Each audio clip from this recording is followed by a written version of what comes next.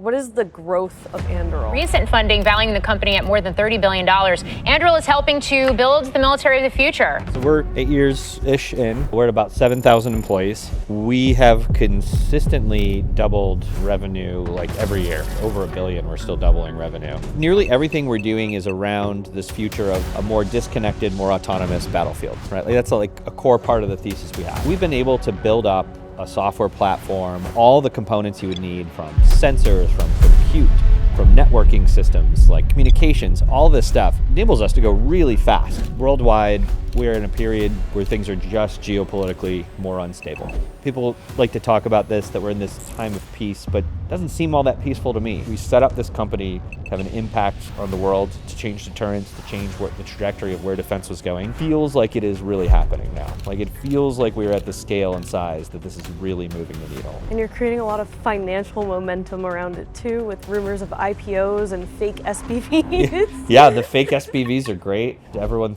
is slinging Anduril stock that they don't have. There are just a handful of these growth stage companies that are doing very well in an outrageously large market with incredible momentum and track record of success. We are one of those few companies. If the world is going to need more of what we're doing, we are undervalued.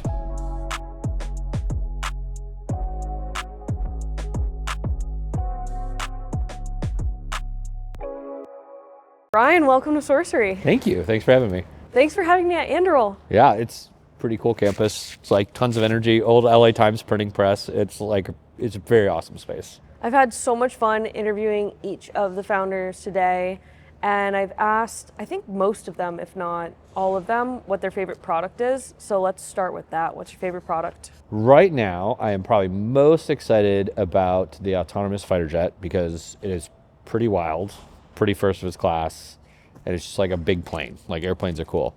But my opinion will probably change in about like 4 weeks because we got a lot of really cool stuff going on. And so I want to talk about the current state of Anduril's business. You've scaled a lot, so could we put some numbers behind that? What is the growth of Anduril? Yeah, so we're 8 years-ish in. We're at about 7,000 employees. We have consistently doubled revenue like every year, right? So even like over $1 billion, we're still doubling revenue. And so we have just massively ramped on the top line, number of employees, and then the number of products we've been able to field is just pretty unsurpassed. I mean, I think we're in just dozens of different fielded products, depending on how you count it, configurations, whatever else. But we've just been able to like show the ability to like rapidly get new capability out to the field quickly, and that there's demand for it, and we can make it go quick. And so it's just really grown a lot faster than I anticipated. Like I thought we'd be 5-6 years from now at this point, but just the pace that the customers have been excited about what we're doing, the uptake, like all of that has gone a lot faster than I would have thought. I think there's like macro reasons for that. There's execution reasons is a huge part of it. I think we build the right things at the right time, but just the somehow it continues to accelerate even beyond where we're at today. How has the product line expanded, and how does that get shaped? Like, what is the form there? Because you have land, aerospace, Arsenal One. Yeah. Sea. We have electronic warfare, so all the jamming, all of those pieces. We're thinking about cyber things. Like it's all sorts of crazy stuff. The way we think about it is a couple of different things. So one, just natural progression of the company. We're going to move up in the complexity and scale of what we can work on. So if early on we were working on smaller drones, made sense for where we're at. The capital to actually get there, the expertise you need to have. It's a solvable problem quite quickly. We've moved up into just much more sophisticated capabilities. We're making low-cost cruise missiles that fly hundreds of miles. We're making autonomous fighter jets. Like 3 years ago, we weren't believable to make autonomous fighter jets. Now we're doing it.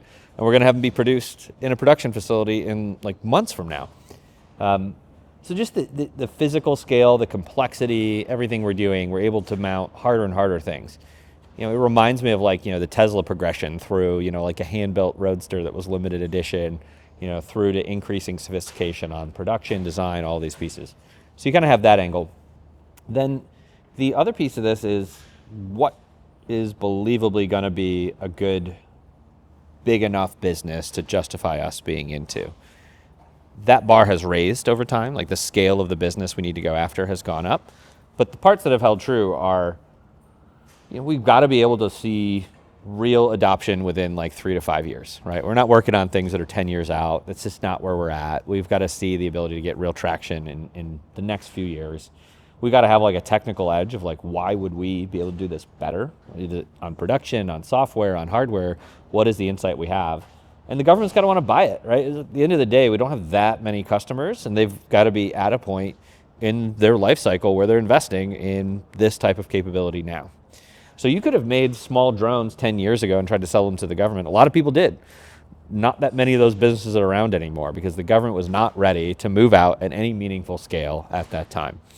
And so really getting that market timing right is probably the most important part for us, where we have conviction this can actually go because we've got the business intuition, the technology, the customer's ready, that this is going to pay out in like next 3 to 5 years. So that's kind of how we always assess it. The other through line with this is we're not going to work on stuff that we don't believe is relevant for the future of where the military is going. You can chase kind of nonsensical, products that don't have longevity to it, that aren't actually fit for purpose.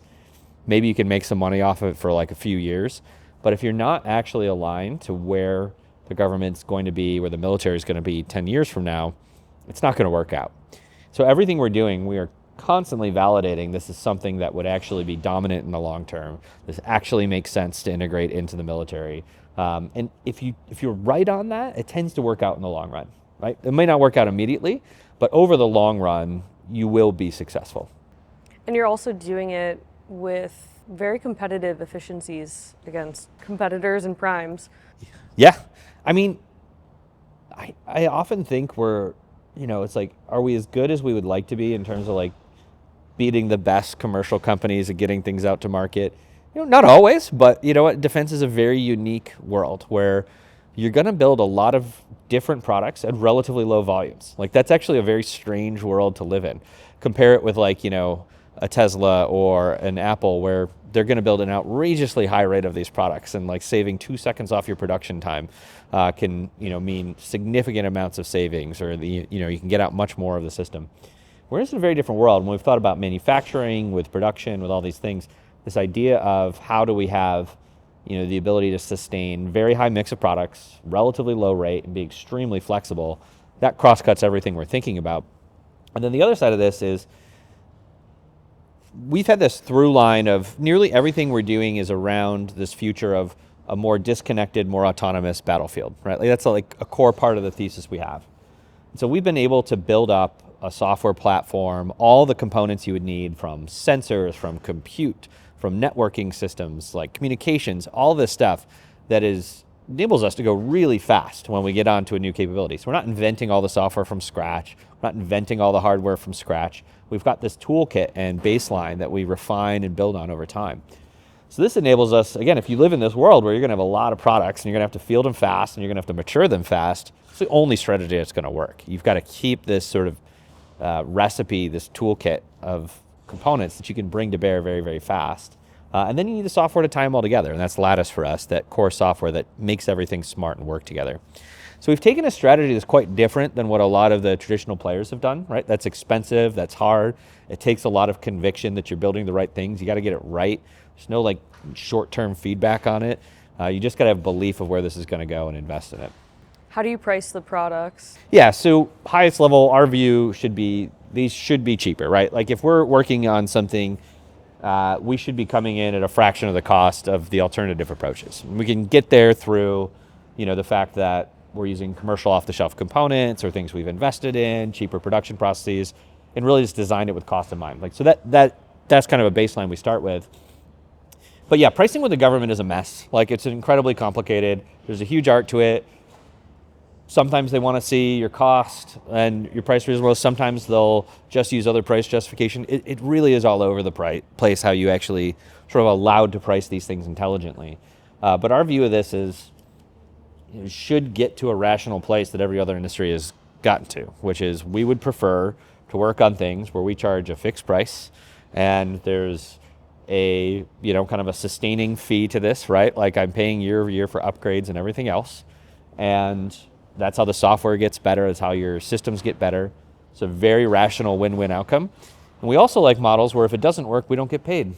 It's a controversial position in the government, but we really prefer models that hold us accountable to delivery. It just makes us a better company and the government gets a better outcome. So we always try to find these ways to take more of the risk, to be more accountable.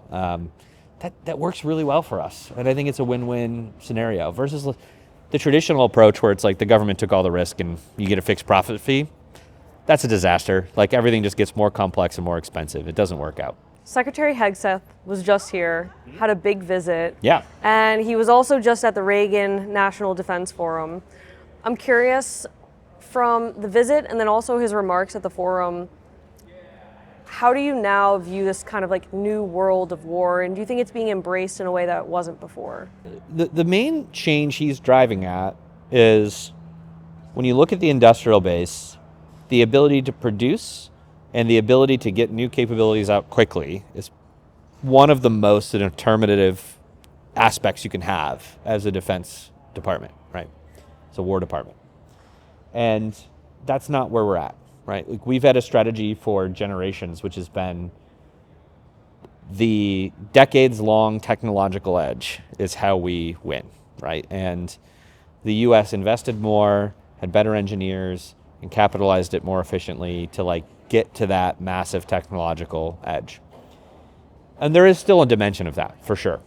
But increasingly, the ability to produce at scale in a way you can afford, the ability to innovate fast on the software, to rapidly adapt these capabilities, that's going to be the determinative characteristic, right? We see this in Ukraine, we kind of see this across the board. So everything he's trying to align around is this idea of how do we get capabilities out faster to the force in a way that is affordable and effective, right? And companies that can work in that world, great. Companies that can't, you're gonna die. And I think that's a healthy view. What he's not saying, and I think because the reality is there is a mix, is some of this stuff is gonna look like autonomous systems, but it's not all gonna be, right? There's still gonna be a place for, aircraft carriers and all these things, but the balance is gonna shift. And there's these new class of capabilities that are really relevant, that can be more cost effective, that you can produce at scale. And that's going to be a key aspect of what we do in the future. And so the focus is really on industry that can perform, setting up incentives for performance, and setting up the whole acquisition system around speed. Where prior it was entirely set up around, we just need the most expensive capabilities at any time, at any cost. And that's not the world we're in anymore. Do you think the nearly $1 trillion budget is reasonable or unreasonable given the amount of efficiencies and technological advancements that we have? And maybe for people that don't understand how it's being allocated, could you also share that? Yeah, so there's borderline $1 trillion defense budget, and everyone thinks it's like we're buying $1 billion of kit every year. Well, that's not true, right? I forget the actual percentages, but it's more than half goes to personnel costs, to facilities, to military construction. So you just have an outrageous percentage going to these, kind of fixed costs that you have that are not next generation technology. And then there's an outrageous cost as well then to sustaining the legacy technologies you have bought. So maintaining aircraft, maintaining ships. These are huge bills, right? That is significantly higher than the amount that's spent on procurement. And when you look at this in terms of historic terms, the procurement budget as a percentage of GDP, for example, is I think the lowest it's ever been. And so we're not spending money on the new technology. We're spending money on sustaining the old technology. We're spending money on all the infrastructure that we have to have a global military. And that is very expensive. So now you're really talking about how do I get efficiency out of, call it the 30% of the budget that you're actually maneuvering around. And in that world, there's a good argument, which is we could be spending that money a lot more efficiently. I think that is true. It's hard to argue we couldn't. How much more efficiently? I don't know. But, I tend to think we can get a lot more bang for our buck on weapons, on aircraft, probably 2x from where we are. By just looking at a different mix of these things. But the hard part is we got to transition to that world, right? So we can't just jump to that and say, all of a sudden we're going to abandon all of our, manned surface combatants and move to this autonomous future or something like that. Like that's just not believable. So we're going to have to go through this transition, which is sort of always true of how do we responsibly cycle out the old, think about what's still fit for purpose or not, and then get the new systems in place. That will cost more for a period of time, right? And that is a hard world to live in. And so I don't see a world where like the defense budgets could magically shrink and we still have the military that we need to have. But I do think these things can be done wildly more efficiently than they ever have in the past. Sourcery is brought to you by Brex, the financial stack trusted by more than 30,000 companies, including 1 in 3 venture-backed startups in the US. Nearly 40% of startups fail because they run out of cash. Brex is literally built to help founders avoid that. Unlike traditional banks that let your money sit idle, chipping away at it with fees, Brex is designed to help you spend smarter and move faster. Their all-in-one solution combines checking, treasury, and FDIC protection into one powerful account. You can send and receive money globally at lightning speeds, get 20 times the standard FDIC coverage through their partner banks, and even high yield from day one. With same-day and even same-hour liquidity, access your funds anytime. Companies like Scale AI, DoorDash, ServiceTitan, Hims, Anthropic, Flexport, Robinhood, and Plaid trust and use Brex. Start today at brex.com/sorcery. That's BREX.com/sorcery. In today's high-speed business world, staying ahead means using the smartest tools possible, including the powerful capabilities of artificial intelligence. Meet Turing Intelligence. Turing builds customizable AI systems designed to solve your mission-critical challenges no matter your industry. From expert guidance to tailored projects, Turing helps top companies realize AI that's more capable, more adaptable, and more effective. With Turing, discover how AI can accelerate your business growth. To learn more, visit turing.com/sorcery, spelt SOURCERY. That's turing.com/sorcery. I want to talk about Anduril's expansion. You have a global expansion, whether it's the facility in Australia or the new deal with Edge and the UAE. Yeah. Let's maybe start with Australia and building out Ghost Shark there. Yeah. What was that process like? Australia is a great example. So setting the context maybe a little broadly, worldwide, we're in a period where things are just geopolitically more unstable. People like to talk about this, that we're in this time of peace, but it doesn't seem all that peaceful to me. We've got a land war in Europe. The Red Sea's still, intermittently shut down. Israel and Iran going at it. You've got China doing constant aggression on the Philippines and the South China Sea. Cambodia and Thailand are sparring all the time right now. India, Pakistan doing air wars and doing, it's like air combat.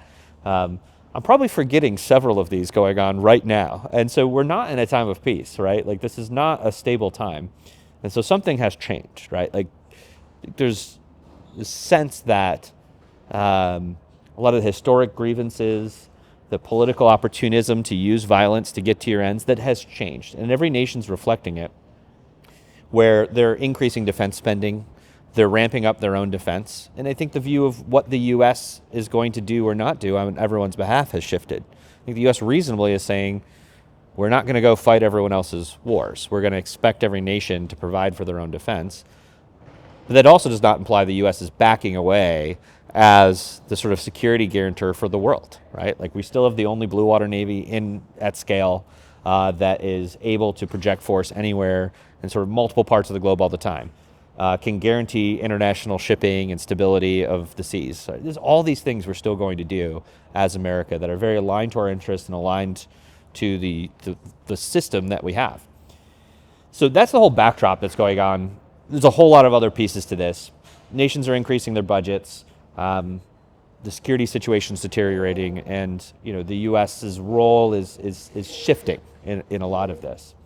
And on top of it, the backlogs on you want to order Patriot missiles. I'm hearing right now, the latest number someone told me over the weekend was 15 years to get a new Patriot system.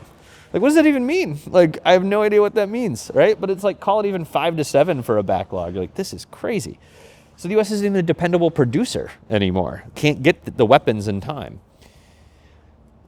This has resulted in basically every country looking a little bit differently in how they're going to think about when they are ramping spending, what does that mean and what do they want to be true? They're all going to look at a question of, if we're going to spend a lot of money, we should get some economic benefit. But probably more importantly, we need to have assured supply. We need to know that if we order this, this shows up, and that we want to shape our military for what we need it to be for our regional challenges. Australia is a great example of this. They shut down their French submarine program. They're going, all in on the U.S. nuclear submarine programs. But that's not going to show up till 2035. So this major gap of about a decade where their old technology was phasing out, and they were waiting on this next generation capability to come in. We went and pitched them on this idea of, you could build these extra large autonomous underwater vehicles. You can build them fast. And we did this model of splitting the development 50-50. They had skin in the game, we did too. And we ended up executing that program incredibly quickly. And to their credit, they saw the opportunity and said yes, basically immediately. They said yes in just a couple of months, and we were signed and under contract. And we were able to deliver at pace. We built out an Australian engineering team. We built out an Australian production facility. We have our first production Ghost Shark already came off the production line within, I think, 30 days of signing the production contract. So just an incredibly fast pace that shows what you can actually do if you just hit go on this. And we want to replicate that model in a number of other countries. It's not going to look all the same, right? There's not that many places that will do, fully ground up capabilities. But this idea of integrating into their military, helping them think about ways they can use technology to modernize, do warfare differently, and understanding a more nuanced approach to how they're going to get local engineering and local production that fits while still being aligned with the US, which is still, again, the backstop of world security. Everyone needs that US alliance. And so this is just a very nuanced, complicated thing to actually solve for. But the numbers are pretty clear. Europe is going to spend something like 4 times the amount of procurement that the US is over the next 5 years. Like, it's a massive buildup. Japan's going to substantially increase their budget. Taiwan's increasing their budget. Australia, like, everyone is ramping. So that problem I talked about with the US having so much in sustainment and keeping the legacy going, so the countries won't have that problem as much. They have an opportunity to build new and build efficiently, and something we very much want to help them with. How do we increase manufacturing capacity? Inside the US? Yeah. Manufacturing capacity in the US is, I think, actually quite solvable. So there's things that we have a lot of capacity, right? Like, there's a lot of automotive production. There is a lot of industrial production. What I think has gone wrong on defense production is we viewed it as this Galapagos island of industry, where we said, cutting you off from everything else, all the learnings in the commercial world, and you're going to evolve on your own. And that was a disaster, right? It was its own requirements, its own industrial base. It's quite separate. But that didn't have to be true, right? In World War II, we didn't design airplanes we wish could be produced. We designed airplanes that could be produced. We designed jeeps and tanks that could be produced in the processes, in the industrial capacity that we had. And designing with that in mind, when you know from the beginning you're going to have to design this for rate, you're going to have to design this to scale, well, you start with the question of how would I manufacture it? That is a lens you take. What we asked industry to do for nearly the last 40 years was, how could you design the most high-end Swiss watch of a weapon or an airplane? We just said capability at any price. And we're shocked to find out that you can't mass produce Swiss watches. It's like crazy. It's just not how this works, right? Like, you have to tie it to the scaled industrial capacity that exists. It's always going to be defense exotic stuff. Like, there isn't a lot of commercial market for solid rocket motors and explosive warheads, but those are then, now you're down to a solvable set of problems. So we've really looked at this question of, how do you design this first and foremost to tap into scale? Once you're there, then, okay, is there enough composites capacity or printed circuit board capacity in the US or CNC shops? The answer is absolutely yes. There is definitely enough capacity. But then you get to the problems that defense can't solve. And this is the rare earths, the germaniums, the magnets, all these different issues. And then you get to semiconductors. These are national policy issues. You have to solve this at a commercially viable level, not at a defense specific level. It will always then be too expensive and unproducible if you just have a defense exquisite magnet factory. Like, that doesn't work. You need a commercially viable magnet factory that defense uses, that is in US or allied territory that you have faith in. Right? And these are industrial policy things that now for the first time in decades, we've, taken honestly the fact that China wasn't playing the free trade game that we were playing, that they were using their state power to create dependence on their supply chains, and that this is a problem, that we do not have the resilience we actually need for defense, but even just trade negotiations. We saw how it played out. Now imagine we wanted to put economic sanctions on them if they were doing something nefarious. No one would get iPhones, no one would get cars. It completely hamstrings our ability to act independently as a nation to just basically penalize bad behavior. We just lose all that leverage. So this has to be a lens that as a country we take, and it's a different world, it will make people uncomfortable, it will take time to figure out how to do it, but that is a critical national policy issue that has to be addressed. So you started off as an engineer at Palantir, and now you're the CEO of Anduril. What is the biggest lesson that you learned, and how has that shaped your leadership? The biggest lesson from Palantir was really this focus on talent, which often can be, everyone says it, in practice is a lot more annoying than you would think. And because often the talented people are super opinionated, they're kind of aggressive, they tell you you're dumb, it doesn't always feel good. And it just feels a little chaotic and high entropy. But this was the beauty that I think Karp really recognized and drove at Palantir, which was this notion of, let's just have really brilliant people that are highly empowered to own problems. It's probably the number one lesson in how we run things here, or what I've seen really work is often middle management and these companies that scale, they get so locked into the system and stability that they think they're getting talent, but they're not getting creative talent. They're getting talent that is good as optimizing the system as it exists. But the world changes, things get hard, you got to adapt, and you just crush out all of that talent in your organization. With Anduril, we are constantly inventing new products. We're moving into totally gnarly, hard political and geopolitical questions, and how do we thread these different strategies. We're working on new forms of warfighting. That just requires constant creativity.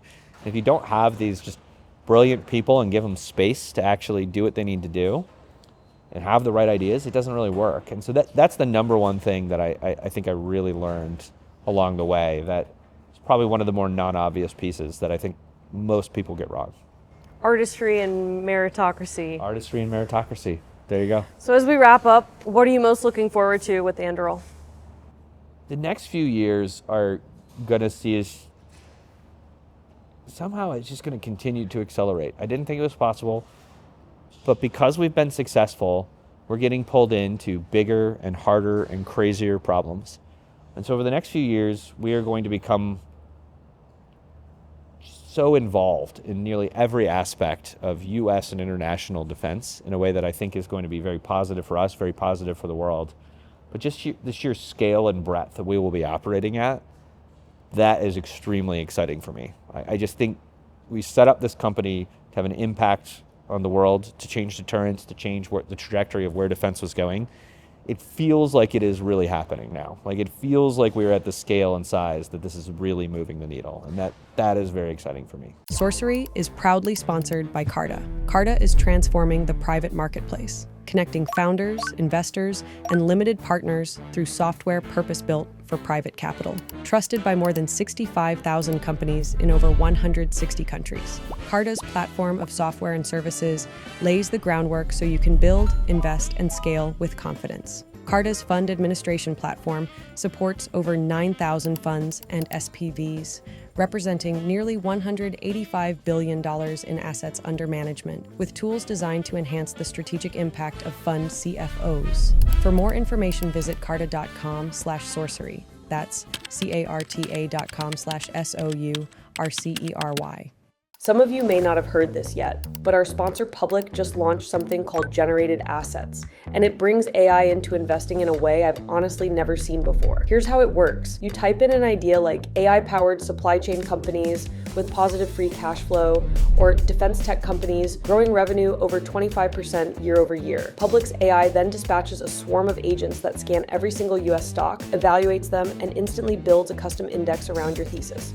What really stands out is how clearly it explains why each stock is included. And before you invest, you can even backtest your idea against the S&P 500, so you're making decisions with real context, not just guessing.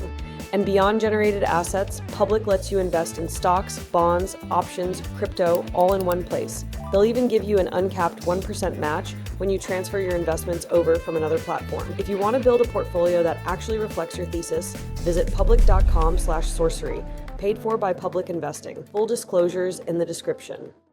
And you're creating a lot of financial momentum around it too, with rumors of IPOs and fake SPVs. Yeah, the fake SPVs are great. If everyone is slinging Anduril stock that they don't have. My take on this is there are just a handful of these growth stage companies that are doing very well in an outrageously large, market with incredible momentum and track record of success. We are one of those few companies that are still private, right? And that creates a ton of demand and interest. And it's a good problem. Means we just have unlimited capital to go grow as fast as we need to. It's a great spot to be. I don't know if it's the AI hype bubble, but all these massive valuations make me believe that Anduril is incredibly undervalued. What do you think? I always think we're undervalued. There's another lesson I learned from Carp. You're always undervalued. But it really just boils down to, if you think we're going to continue to grow and the world is going to need more of what we're doing, we are undervalued. If somehow you think the world is going to say, no, we're stopping and we're going back to the old world, then we're probably overvalued. But I'd put my money, and most of our investors would put their money on, the world needs more Anduril, not less. And that seems very likely to be true. Lovely place to end. Thank you so much, Brian. Awesome. Thank you. Hey, it's Molly. If you enjoy our interviews, check out our newsletter, Sourcery.vc, where we deliver a once-a-week top deals and tech headlines email, and also go deeper on our podcast interviews. Subscribe to Sourcery today. And don't forget to subscribe to the podcast on YouTube, Spotify, Apple, or wherever you listen. Link in description to sign up.